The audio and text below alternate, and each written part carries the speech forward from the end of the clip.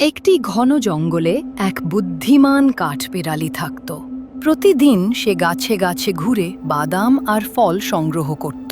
শীতে যাতে খাবারের অভাব না হয় তাই সে আগে থেকেই মজুত করে রাখত। একদিন এক লোভী বানর এলো।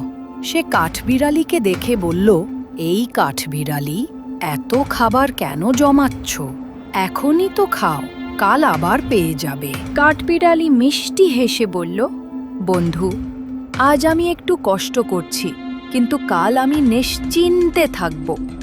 বানর হেসে উড়িয়ে দিল কথা।